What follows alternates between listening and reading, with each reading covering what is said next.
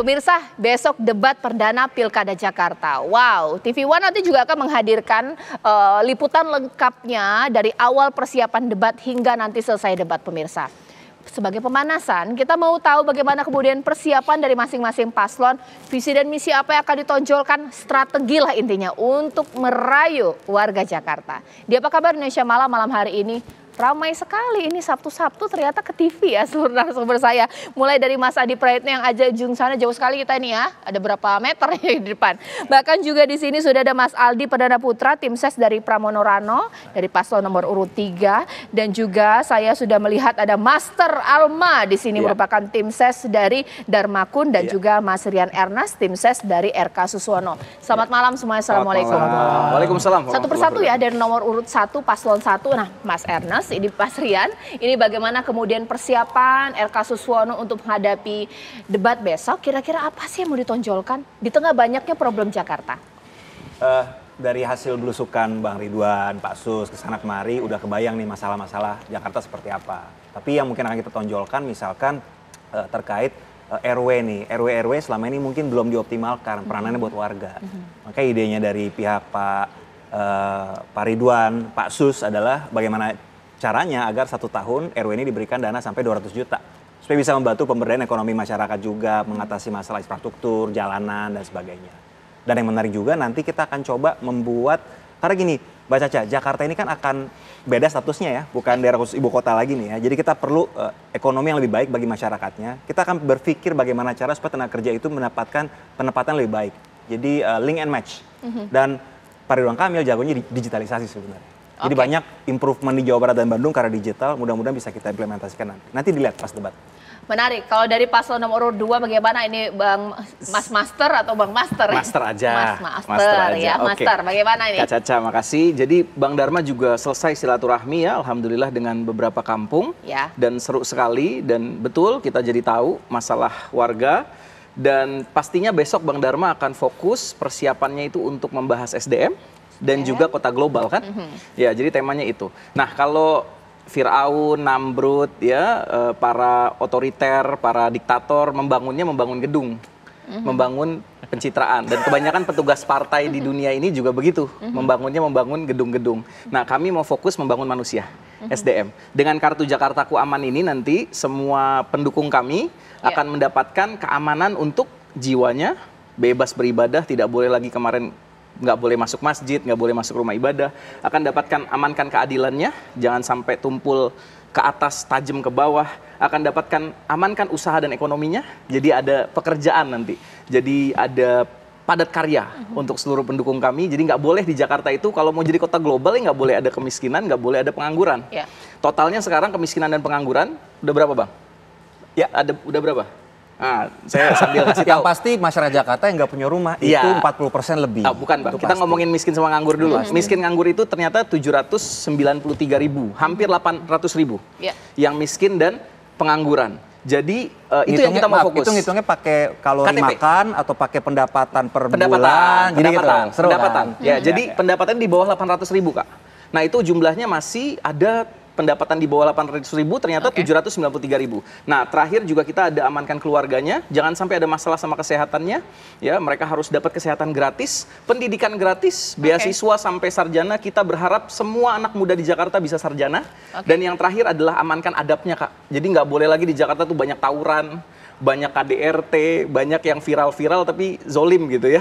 Ya itu Kak. Baik, kalau Mas Aldi seperti apa untuk dari Pramono Rano, bagaimana kemudian visi dan misi akan ditonjolkan besok malam? Sesuai dengan topik kan besok ini membahas mengenai SDM dan kota global kan. Tentunya dari hasil belanja Mas Pram dan Bang Dul itu akan menonjolkan permasalahan-permasalahan di Jakarta di mana kuncinya adalah dari SDM. Bagaimana kalau kita bisa siap ke kota global kalau SDM ini tidak dipersiapkan. Tentunya program-program kayak seperti daycare. Ini kan program-program Mas Pram ini adalah untuk meningkatkan produktivitas. Daycare, yang dimana itu bisa meningkatkan produktivitas satu keluarga. Terus habis itu seperti pendidikan gratis 12 tahun bisa dengan sekolah swasta. Terus habis itu Jakarta Creative Hub. Terus pelatihan 3 bulan sekali di setiap RT RW, job fair RT RW. Nah ini kan semuanya program-program yang dimana untuk menunjang mempersiapkan SDM warga Jakarta ini untuk menuju kota global. Di sisi lain juga untuk mempersiapkan tempat hunian yang layak. Itu juga bisa disambungkan untuk permasalahan-permasalahan bagaimana orang ini bisa mempersiapkan SDM yang unggul untuk bisa mempersiapkan kota global. Jadi lebih ke arah program-program yang dipersiapkan untuk ke personal masing-masing masyarakat Jakarta, ke rumah-rumah, ke RT RW, kelurahan, kecamatan, agar bisa menunjang ke Jakarta kota global. Oke, Mas Adi Praitno, dari ketiga paslon yang disampaikan lewat tim sesnya, nggak ada yang jelek visi dan misinya, semua bagus. Tapi kalau dalam kacamata politik, esensi debat ini seperti apa? Apakah mereka nanti paslon menyampaikan visi dan misi yang paling realistis, ataukah pragmatis, too good to be true ya, yang indah-indah saja, belum tentu bisa diaplikasikan. Saya kira di Jakarta itu agak berbeda pemilihnya dengan daerah-daerah lain. Jadi pemilihnya memang agak sedikit rasional, dia juga kritis dan cenderung melihat apa visi misi yang disampaikan yang kemudian bisa diukur dan menurut mereka sangat realistis ketika jadi gubernur dan wakil gubernur untuk bisa direalisasikan. Terlepas dari kontroversi yang panjang soal Anies Baswedan, dulu kan disukai karena Anies itu lantang menolak soal reklamasi. Sementara Ahok pro reklamasi. Meski pada praktiknya reklamasi itu kan sebenarnya tidak di stop oleh Anies. Masih ada yang kemudian beroperasi. Tapi orang melihat sesuatu yang unik. Ataupun Jokowi waktu 2012 saat itu menjadi penantang fokus yang cukup kuat bagi Jokowi. Tidak terlampau banyak kata-kata, cukup dengan belusukan semua persoalan Jakarta, banjir, macet akan dituntaskan dalam waktu cepat. Orang melihat ada harapan baru. Nah besok saya tentu berharap ketiga paslon itu ketika bicara tentang SDM, bicara tentang Jakarta sebagai kota global, ada harapan baru yang kemudian bisa ditimbulkan. Apa kemudian yang kemudian menjadi pembeda Jakarta sebagai wilayah kompetitif jika ingin berkompetisi dengan dunia global? Bisa tidak kita bersaing dengan Vietnam, dengan Singapura, dan apa yang kemudian dipersiapkan? Misalnya ke depan harus kita akui dunia digital kita kuat. Kita sudah punya resource dan SDM seberapa banyak. Dalam kurun berapa tahun kemudian dipersiapkan, dananya berapa dan seterusnya. Itu hal-hal yang kemudian belum saya lihat per hari ini. Semuanya bicara tentang hal-hal sifatnya normatif, kesehatan, pendidikan dan seterusnya. Dan untuk membuat SDM berkualitas, kemudian Jakarta menjadi kota yang inline dengan global, saya kira bukan hanya soal bantuan-bantuan ya, tapi bagaimana SDM-nya itu engage dan mereka punya kapasitas. Kalau pendidikan juga disubsidi, kesehatan juga disubsidi, bagi saya ini kan mengulang apa yang terjadi pada yang sebelumnya. Kita ingin misalnya Jakarta itu tak ada lagi cerita orang miskin, tak ada lagi cerita orang tak sekolah, tak ada lagi orang kesulitan untuk masuk rumah sakit. Kan itu saja sebenarnya, Cak. Ya. Simple, tapi perlu diukur dengan sebuah komitmen. Per hari ini ataupun besok kita berharap di antara tiga paslon ini mereka mengatakan bahwa janji visi misi politik mereka bisa diaudit dan bisa dipertanggungjawabkan di Balai Kota 24 jam. Andai mereka itu tidak bisa terrealisasi. Semua orang berjanji yang indah-indah, tapi dalam praktiknya paling 60% yang terwujud, selebihnya wassalam. Tidak pernah tuntas. Ibaratnya itu jangan janji-janji surga ya, ibaratnya siapa yang nggak bisa gombal, semua orang bisa, tapi ketika ditagih realisasinya nanti kemudian bisa kelabakan ketika kemudian terpilih. Apalagi dengan sampai hari ini elektabilitas dari masing-masing paslon 1, 2, dan 3 dikatakan ini belum bagus-bagus amat pemirsa. Dikomentari sesaat lagi, usai jeda berikut.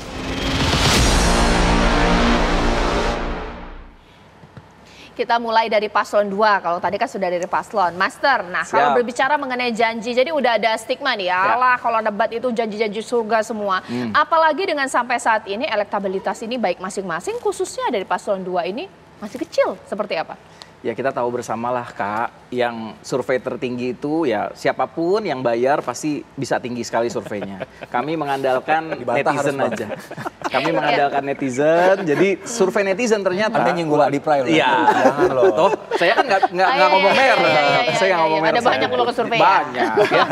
Jadi Lanjutkan, siapa boleh. yang bayar, siapa yang tinggi. Jadi sahabat-sahabat kita nggak punya sama sekali tuh budget, nggak punya uang buat bayar konsultan politik aja nggak ada. Ya Bang Dharma udah firm ngomong itu berkali-kali. Dan kita survei netizen ternyata di presiden netizen tinggi sekali angka kita.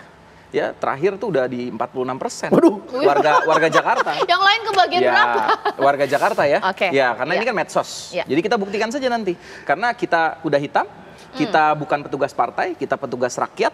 Kita nggak punya duit, bokek, cekek, ya cekak ya. Kalau kata Bang Panji ya, waktu itu Bang Panji udah dukung kita alhamdulillah. Cekak ya, nggak bokek, nggak punya duit. Jadi kita senasib sama rakyat, ya senasib yang selalu digombalin janji, dibuai, ya, yang selalu ditinggalin saat udah jadi. Jadi Jangankan level rakyat biasa, warga Jakarta biasa, level Pak Anies saja bisa ditinggalin kan? Ya level Pak Anies saja bisa dikelabui gitu ya, apalagi kami. Jadi ayo anak Abah dukung kami lah, ya karena kami akan menunaikan janji kami karena kami petugas rakyat bukan petugas partai. Karena Kak, bentar Kak, nih pimpinan KPK nih Kak mencatat ada 429 kepala daerah hasil pilkada terjerat korupsi Kak.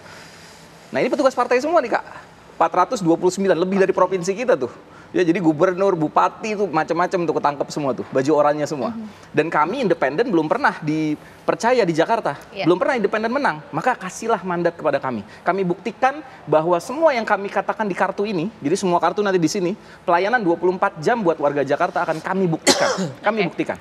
Mas Aldi, Pramono Rana juga elektabilitasnya so-so lah ibaratnya, apalagi Pak Pramono Anung, birokrat. Mas Rano Karno juga tidak terlalu begitu populer gitu di Jakarta, bagaimana? Tidak begitu populer, tapi ketika turun gunung langsung naik kan. 13 hari loh, hanya dengan waktu 13 hari naik 8,1%. Dan mohon maaf Bang Rian, survei membuktikan selama 13 hari justru Pak RK turun 5,1%. Berarti di situ publik udah mulai menyukai dengan Bang Pram dan Bang Dul. Mas Pram dan Bang Dul, yang dimana sebenarnya Mas Pram ini emang dari dulu tidak pernah tampil karena beliau ini kan terbiasa komunikasi intern. Sebagai Seskap tentunya dia tidak perlu tampil karena diurus adalah dapur negara kan, dapur kabinet. Nah, ketika beliau tampil, orang tahu karakternya seperti apa, cara berkomunikasinya, pemikirannya, programnya, dan keberpihakannya terhadap masyarakat Jakarta khususnya menengah ke bawah. Itulah yang akhirnya membuktikan dari 0% hanya dengan waktu 13 hari. Alhamdulillah kami mencapai 36,7 terakhir dari Carta Politika dan itu sangat di luar ekspektasi, ya kan? Dan di sisi lain juga, mohon maaf Bang Master, kalau misalnya kita bicara Nggak usah mohon maaf, lanjut aja. Sikat aja. Kata Mbak Caca sikat aja. Sikat aja Mas Aldi.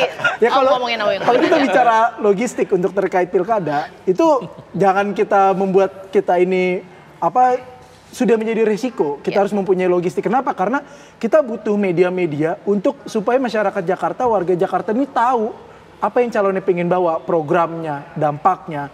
Ya kan, memang kan nggak mahal bayar Videotron, bayar pamflet-pamflet segala macam untuk wilayah media sosial untuk bisa menyampaikan siapa sih calon-calon kita masing-masing. Jadi memang seharusnya sudah menjadi suatu resiko juga sebagai calon pemimpin daerah itu memang harus mempunyai logistik dan sebenarnya harusnya sudah beres juga agar ketika nanti menjabat sebagai pemimpin daerah sudah tidak lagi berpikir mengenai logistiknya. Oke, kalau Mas Rian ini, Pak Ridwan paling populer di Jawa Barat, bukan di Jakarta. Ini bagaimana kemudian? Inilah menarik, memang Jakarta melting pot ya. Jadi bahkan yang namanya etnis Betawi juga sebenarnya secara sejarah itu kan campuran dari ada Sunda, Jawa, Makassar, Bali, melting pot.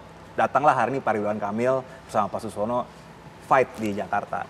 Dan ini bagus sebenarnya. Dari diskusi santai ini aja kan masing-masing paslon ngasih pilihan terbaik.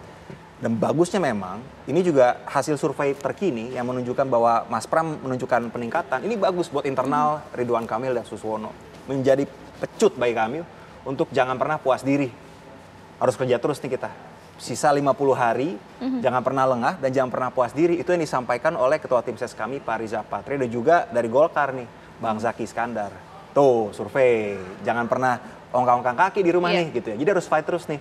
Belusukan terus. Dan setiap pengurus partai itu, pengurus ranting, pengurus yang di kelurahan, ada warga yang nanya soal ini, dijawab. Harus kerja sih. Supaya masyarakat tahu yang terbaik yang mana. Ya, Mas Adi Pray, seberapa besar debat besok bisa mendongkrak elektabilitas paslon yang sekarang kayak lagu dangdut, yang sedang-sedang saja? Ini seperti apa? Bisa aja. Ya biasanya efek debat itu tidak terlampau berpengaruh secara signifikan, tapi ada sekitar 15-20%. Masyarakat kita itu akan menentukan pilihan politiknya setelah dia berulang kali melihat debat kandidat yang disampaikan oleh paslon. Jakarta ini adalah pemilih rasional, Caca. Mereka itu engage dengan politik, mereka punya medsos, mereka punya akses terhadap media-media mainstream. Jadi informasi politik yang mereka tangkap all the time adalah sebagai pilihan politik yang menuntun mereka untuk datang ke TPS. Jadi debat kandidat besok jangan disepelekan. Harus disampaikan secara terbuka dan mantap. Jadi segmentasi pemilih 15 dan 20% ini adalah gabungan yang swing voter dan undecided voter. Mereka yang belum mantap iman politiknya dan per hari ini belum punya pilihan politik, di debat itu akan ditentukan. Siapa kira-kira calon yang kemudian menurut mereka meyakinkan narasi-narasi politiknya, meyakinkan bahwa visi misinya itu akan bisa diwujudkan ataupun tidak. Kan ada yang berjanji indah-indah lah ya, tapi ada yang juga berjanji yang cukup sederhana. Ini yang saya kira memang dalam debat kandidat besok, apakah cara-cara penyampaiannya itu sangat mudah untuk dicerna ataupun tidak. Karena tanpa itu semua sulit bagi saya pemilih Jakarta yang seringkali berubah dukungan politiknya ini bisa dipaksa ya untuk datang ke TPS karena setelah mendengar debat kandidat. Karena kalau mau diakui secara jujur, pemilih RK, pemilih siapa namanya, Pramono, kemudian Dharma Pangrekun, ini adalah pemilih-pemilih yang saya kira migrasinya masih bergerak cukup dinamis. Dulu saya melihat RK itu nyaris tanpa lawan tanding. Karena memang sudah lama betul berkampanye, elektabilitasnya paling menjulang sampai Sidratul Muntaha sana kan. Apalagi misalnya ketika melihat Pramono Anung itu ini newcomer, pendatang baru, dikenal pun juga tidak. Tapi kalau melihat pergerakan surveinya, naiknya melesat, RK naik tapi naiknya pelan-pelan. Ini kan PR, ada yang menaik pesat, ada yang pelan-pelan. Kalau dibaca tren politiknya, ini bukan soal kalah menang, tapi dibaca trennya, siapa yang lari cepat, siapa yang lari lambat. Ini dalam 3 bulan ke depan akan diuji. Debat kandidat menjadi salah satu instrumen. Tentu selain belusukan, selain ketemu tokoh, selain ngaku paling Betawi, selain ngaku paling dejek, selain ngaku paling aneh, selain ngaku yang lainnya gitu loh. Ini yang saya kira memang menjadi penting untuk dilihat rata-rata. Bahkan Dharma Pangrekun yang dulu juga ya dianggap sebelah mata, ya mulai muncullah hilal politiknya. Dulu 1%, 2%, per hari ini misalnya sudah hampir 5%, naik 1%. Itu artinya apa? Memang segmentasi pemilih kita ini kan masih sangat mudah untuk bisa dipengaruhi dengan banyak hal. Salah satunya saya meyakini debat kandidat itu menjadi panggung penting bagaimana pemilih Jakarta itu pada akhirnya akan menentukan pilihan politiknya. Oke, sebenarnya saya penasaran juga ya, mengingat bahwa debat itu akan menjadi menarik jikalau memang benar-benar saling berdebat. Itu format yang memang seharusnya terjadi. Tapi masyarakat Indonesia suka santun, berdebat. Nah, karakter Pak Pramono ini kan juga kalem, sama dengan Bang Rano juga kalem, atau mungkin enggak, nanti debat nanti kita akan benar-benar berdebat all out atau bagaimana Mas? Siapa? Master dulu deh. Master dulu ya. Master dulu. Katanya udah 3 ya, dia Master. Bagaimana? Akankah all out nanti habisin semua paslon tandingan ini bagaimana? Insya Allah Bang Dharma akan all out karena beliau ya, Bang Dharma dan Bang Dr. Kun ingin menjadi Khairunas Anfahum Linnas. Pengen menjadi manusia yang bermanfaat bagi manusia lainnya. Ya, dan bukan cuma tadi yang disebutin sama Mas Adi ya, ada The Jack, ada anak Abah, saya juga anak Abah ya, saya pemilih Abah Anies, dan juga ada siapapun lah organisasi di Jakarta, kami ingin sekali fokus buat rakyat miskin ya, warga miskin di Jakarta. Ya, kalau misalnya sudah siap ini habisin, nah sementara Pak Pramono ini kalem ini, Bang Rano juga sama, ini bagaimana Mas Aldi? Yang jelas Mas Pram dan Bang Dul ini tidak ingin menjadikan ajang debat ini untuk mencari musuh. Justru malah ingin menjadikan supaya masyarakat Jakarta tahu benar apa tujuan baiknya Mas Pram dan Bang Dul, tersampaikan dengan baik, tersosialisasikan dengan baik, dan merasionalisasikan apakah mungkin atau tidak mungkin program-program yang akan disampaikan oleh Mas Pram dan Bang Dul. Kalau Mas Rian seperti apa? Karakter Pak Suswono juga Pak RK juga gak beda-beda jauh, santun semuanya. Santun, kalem, dan Pak Ridwan Kamil juga sudah bilang, yuk kita berlomba-lomba dalam kebaikan, dalam gagasan. Jadi harapan saya pribadi, saya tahu betul Pak Ridwan Kamil seperti apa pintarnya dan teknokratiknya. Kami harap itu akan kelihatan di debat nanti. Supaya masyarakat bisa lihat mana yang terbaik, mana yang punya rekam jejak baik, mana yang teknokratik, mana yang mumpuni, mana yang punya visi untuk ke depan Jakarta, dan kami yakin itu dari Ridwan Kamil dan Suswono. Oke, nah santun tapi tweetnya nggak santun. Maaf ya. Begitu. Itu udah diklarifikasi. Tweetnya nggak santun. Udah diklarifikasi. Berkali-kali soalnya Kak. Udah diklarifikasi. Nah, Mas Adi Pray, sebenarnya debat yang santun itu memang itu yang diinginkan oleh masyarakat, atau perlu juga lah nyindir-nyindir dikit dari masing-masing paslon? Kayak Master tadi. Gini aja. Jadi ada kecenderungan belakangan ini, gaya komunikasi politik yang paling disukai oleh pemilih termasuk di Jakarta adalah gaya komunikasi politik yang tidak terlampau menyerang secara agresif. Kalaupun toh mengkritik, ya tidak kelihatan mengkritik. Kalaupun toh menyerang, jangan sampai kelihatan menyerang. Semacam orang dicolek tapi tidak merasa dicolek. Itu gaya komunikasi yang paling disukai. Ada kecenderungan memang belakangan tampil terlampau agresif, ofensif, menyerang secara membabi buta. Tepuk tangannya memang ada, tapi secara pilihan politik itu tidak terlampau ngefek ke bawah. Makanya saya melihat masing-masing paslon ini kelihatan ingin tampil sebagai orang baik nih. Menyembunyikan perasaannya yang bergemuruh sekalipun para penantangnya itu seringkali menyampaikan gagasan dan ide-ide yang menurut mereka mungkin tidak rasional. Contoh, ketika Pak RK misalnya bilang Jakut ingin seperti Dubai, kan calonnya Mas Bro ini bilang, kita kan nggak perlu canggih-canggih amat lah, kita ngomong selokan, gorong-gorong. Itu kan sebenarnya ingin bilang, ini gagasan RK nggak rasional. Bagaimana mungkin Jakarta Utara seperti Dubai dalam hitungan 5 tahun, apalagi postur anggarannya misalnya tidak terlampau mensupport. Tapi itu dihindari. Mereka bilang itu adalah hak prerogatif masing-masing calon. Bagi kita yang penting persoalan keseharian rakyat, gorong-gorong. Itu kan disembunyikan perasaan nyerangnya. Karena kalau terlampau nyerang, mendegasikan pihak lain, ini kontraproduktif, tidak disukai. Itulah yang saya sebutkan di awal. Mengkritik itu jangan sampai kelihatan mengkritik. Ngomelin lawan, jangan sampai kelihatan ngomelin lawan. Saya melihat di antara 3 paslon ini originalitasnya nggak ada. Karena mereka ini pura-pura tampil jadi orang baik jadinya. Saya berharap ini politik, ada pertandingan, serang-serang aja lah. Persoalan elektabilitas di bawah insya Allah masih bisa diperjuangkan. Toh kampanye yang paling nyata, paling nyaman dirasakan oleh pemilih Jakarta. Kalau pemilihnya itu ditemui secara langsung, berdialog dengan keseharian hidup mereka, apa kesulitan yang mereka hadapi, biarkanlah suara-suara bising di medsos itu yang menjadi hanya ornamen yang terlampau tidak penting sebenarnya sebagai satu referensi dalam menentukan pilihan politik. Jangan takut untuk menyerang kalau gagasannya RK nggak bagus, kemudian Pram nggak bagus, Dharma Pangrakun itu nggak bagus, ya sampaikan aja secara terbuka. Tapi Bang, sorry itu saya harus katakan, di Jakarta ini kan seakan-akan cekcoknya itu antara Pram sama Pak RK ya. Jadi Dharma Pangrakun itu nyaris pembicaranya tak pernah disambut oleh 2 paslon ini. Saya nggak tahu karena faktor apa. Jadi yang saling saut-sautan itu adalah kubunya RK dan kubunya Pak Pramono Anung. Mungkin sebagai calon independen, sebagai calon yang tidak dari partai politik harus rajin-rajin nyenggol juga kanan kiri, Pak. Pasti, Bang. Kuda hitam. Baik, baru saya mau singgung. Baik. Nah, biasa dalam debat itu orang yang paling dianggap tidak terlalu bersinar dalam debat atau istilah adalah kuda hitam, pemirsa. Nah, dalam debat ini siapa yang akan menjadi kuda hitam yang tiba-tiba begitu all out dalam debat yang akan besok diselenggarakan? Sesaat lagi.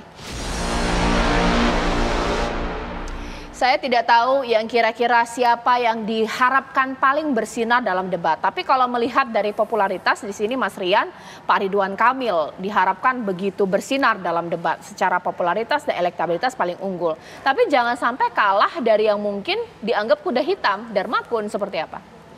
Makanya Pak Ridwan Kamil mengatakan kita jangan pernah puas diri, yuk kita berlomba dalam kebaikan dan gagasan gitu ya. Kita juga menunggu sebenarnya dari paslon lain, paslon 2, 3 seperti apa. Masalah tadi Bang Adi bilang saling serang atau apa, kita lihatlah dinamika besok. Tapi kayaknya sih ketiga paslon ini kayaknya ingin betul-betul adu gagasan tanpa ini ya. Tapi kita ada singkatan nggak? Ada singkatan nggak nanti? Kalau singkatan kayak dari kemarin ditanya juga singkatan ya. Kita fokus di adu gagasan aja dan mungkin kita hindari singkatan karena kan justru masyarakat ini kan beragam.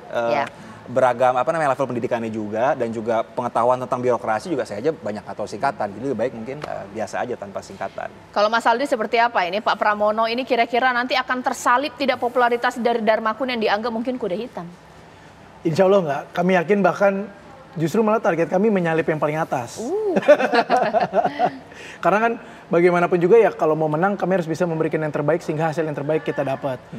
Dan di sisi lain juga masyarakat Jakarta ini kan sangat rasional, nggak terlalu suka lah dengan gimmick-gimmick hal-hal itulah. Jadi Mas Pram ini benar-benar ingin menyampaikan apa adanya yang terbaik buat masyarakat Jakarta dan memang fokus produknya Pramono Dul ini lebih ke arah masyarakat menengah ke bawah karena menurut Mas Pram dan Bang Dul Jakarta ini sebenarnya untuk menengah ke atas ini sebenarnya sudah hampir selesai permasalahannya karena yang harus kita lihat adalah di balik gedung mewah itu masih banyak daerah-daerah kumuh. Berarti itu ketimpangan sosial dan ekonomi yang harus menjadi concern. Makanya program-program kami bukan produk mercusuar, tapi justru benar-benar ingin membangun agar masyarakat yang terjepit di bawah menengah ke bawah ini bisa naik level sehingga Jakarta siap menjadi kota global. Oke, Master, yakin Dharma Pangrakun akan menjadi kuda hitam besok? Yakin, karena Bang Dharma selalu ungkapkan kepada kami semua bahwa beliau selain petugas rakyat, dari rakyat oleh rakyat untuk rakyat, beliau ingin sekali menjadi ayah bagi warga Jakarta. Khususnya yang ekonominya parah sekali ya, total hampir 800.000 miskin dan nganggur. Itu fokus kita. Kita nggak pengen pembangunan pencitraan. Kita nggak pengen pembangunan ala-ala petugas partai yang cuma ngabisin anggaran buat berhala-berhala ya, building-building. Kami ingin fokus benar-benar membangun rakyat kami, masyarakat kami seperti halnya Nabi Nuh membangun umatnya, Nabi Ibrahim membangun umatnya. Ya, seperti halnya ya Nabi Isa dan Nabi Muhammad membangun umatnya. Seperti itu. Jadi fokusnya ke situ, Kak. Ini kok diketawain sih? Iya, bagus. Apa yang mau kita harapkan? Petugas partai, kepala daerah udah korupnya udah tinggi sekali. Sebenarnya, tapi biasanya kan orang partai, jangan pernah menegasikan partai politik. Demokrasi tanpa partai politik bukan lagi demokrasi. Itu aja sih saran saya sebagai sebagai adiknya Pak Master. Ini benar-benar pemanasan debat ini ya. Tapi partai politik juga nggak boleh memicingkan matanya kepada rakyat. Karena kedaulatan tertinggi adalah kedaulatan rakyat. Ya iya kan konstituen makanya. Iya, kita ingin menerapkan kemanusiaan yang adil dan beradab, serta ini kan kalau gini 5 ya Kak, 5 Romawi, keadilan sosial bagi seluruh rakyat Indonesia, warga Jakarta khususnya ya, insya Allah. Ya. Mas Adi Pray, ada nggak sih kuda hitam dalam debat besok? Nggak ada kuda hitam. Kenapa? Ya karena memang debat itu memang harus dipersiapkan secara matang. Ya. Saya kira masing-masing paslon itu punya data yang cukup akurat dan akuntabel. Mereka juga punya konsultan dari berbagai kalangan ya, termasuk semua isu mereka pasti akan mereka mainkan secukup canggih dan apik ya. Nah yang ingin saya katakan, kalau mau kita jujur ya, kita ranking di antara 6 orang ini satu persatu memang diunggulkan Ridwan Kamil, itu nggak bisa dibantah. Pengalaman jadi wali kota, kemudian jadi gubernur, artinya panggung debat secara terbuka sudah bisa dilakukan. Nah yang kedua setelah setelah RK itu tentu Rano Karno, karena Rano ini kan pernah menjadi salah satu gubernur di Banten ya, yang saya kira juga sudah mengalami bagaimana debat secara umum. Nah setelah itu baru kemudian Pak Pramono Anung, karena beliau itu adalah mantan DPR 4 periode, kemudian sekjen partai besar, kemudian menteri 2 periode di zamannya Pak Jokowi, baru kemudian Pak Suswono. Kenapa Pak Suswono ini adalah mantan, pengalamannya panjang, orang penting di PKS. Di PKS itu biasanya yang disorongkan mereka yang memiliki kualifikasi di atas rata-rata. Bukan hanya soal militansi terhadap partai, tapi pengalaman tempurnya itu dianggap diakui. Baru kemudian setelah itu Dharma Pangrakun sama Pak Kun. Bukan bermaksud ingin menihilkan, karena memang paslon dari perseorangan ini selama ini kan tidak pernah kita tangkap ya eksposur politiknya dalam kompetisi secara elektoral. Tapi dalam debat itu karena waktunya singkat, temanya spesifik, maka pemilihan kata, pemilihan isu yang tepat itu juga akan menentukan apakah gagasan dan visinya itu bisa dibungkus dengan sarana ataupun tidak. Per hari ini saya menangkap RK itu menurut saya banyak gagasan-gagasannya yang membuat orang itu tertarik untuk mendebatkannya. Coba bisa bayangkan, belum pernah muncul misalnya ingin bikin rumah di atas pasar, mau bikin rumah di atas rel kereta api. Ini menurut saya bagus, sesuatu yang mestinya menurut saya dua paslon lain berpikir ini. Persoalan ini akan berdampak secara politik elektoral ataupun tidak. Tapi secara wacana politik ini penting untuk didiskusikan. Ketika datang ke Jakarta Utara, ini jadi Dubai misalnya. Itu menarik sebagai sebuah wacana. Itu yang saya sebut sebagai effort kebaruan yang kemudian dimunculkan oleh sebagai calon gubernur di Jakarta. Nah, saya ingin melihat bagaimana Pramono. Saya juga ingin melihat bagaimana Dharma Pangrakun menyampaikan isu-isu yang itu menjadi diskursus yang kemudian akan membuat Indonesia kompetitif di level global. Misalnya Pak Pramono dan Dharma Pangrakun akan bilang, pokoknya kalau mereka jadi gubernur, pendidikan di Jakarta gratis, SD, SMP, dan SMP gratis. Jadi siapapun boleh. Kemudian misalnya mereka berjanji, setelah jadi gubernur, sektor tenaga kerja kita itu bukan lagi banyak di informal, tapi di formal. Jakarta ini kan kota mahal. Pengeluaran terbesar dihitung rata-rata 15-20 juta orang Jakarta. Sementara pendapatan orang Jakarta kalau dilihat dari UMP cuma 5 juta. Ini yang saya kira disparitas yang menjadi penting untuk dikonklusikan sebagai sebuah wacana di diskursus. Kalau mereka jadi gubernur, apa yang mereka harus lakukan? Kan itu sebenarnya. Baik, terakhir mungkinnya pertanyaan ke masing-masing, mengingat dalam debat Pilpres dilakukan berseri, ibaratnya masyarakat sudah cukup lelah juga mendengarkan debat. Strategi untuk membuat debat besok menjadi menarik ini seperti apa dari tim Des? Mas Rian? Yang pasti dari tim kami, tim pakar terus merumuskan bagaimana bahasa yang mudah dikunyah. bagaimana program RW 1 tahun 200 juta itu dibuat breakdown-nya lebih baik. Bagaimana masyarakat hunian vertikal seperti Bang Adi bilang itu bisa direalisasikan. Cara-caranya gimana dibikin lebih gampang. Supaya masyarakat tahu, oh ini loh Ridwan Kamil yang punya pengalaman wali kota Bandung, Gubernur Jawa Barat, teknokratiknya baik, arsitek kota. Jadi hal-hal itu semoga akan terlihat. Semoga bisa satu putaran juga sesuai dengan nomor urut 1. Oke, kalau dari Master? Ya, tentunya Bang Dharma dan Bang Dr. Kun akan fokus melayani warga Jakarta. Kita akan tampil apa adanya, kita cekak, kita bokeh, kita nggak punya duit. Tadi bilang katanya abang billboard itu murah gitu ya, Videotron. Tadi bilang iya, makanya kan itu kan mahal sekali gitu. Kita nggak sanggup melakukan kampanye itu karena kita petugas rakyat. Rakyat ngumpulin KTP dan rakyat ngumpulin uang buat kita.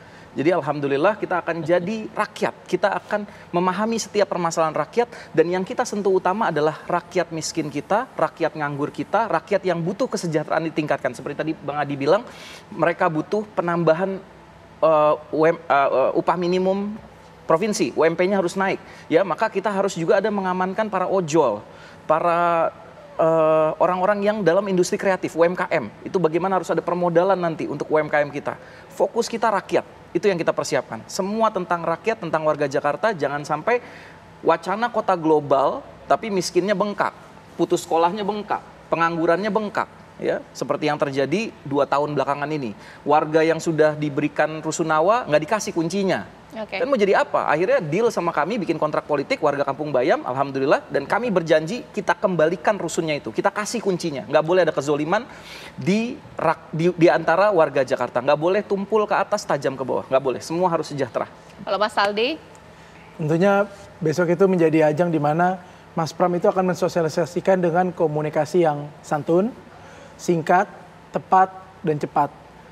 Merangkum dari keseluruhan ya, kita tahu yang namanya visi misi program kerja itu pasti banyak dan panjang, disampaikan secara sederhana dan rasional sehingga masyarakat benar-benar bisa memperhitungkan bahwa pilkada tahun ini Mas Pram itu ingin menyampaikan bahwa ini pertanian gagasan, tidak gimmick.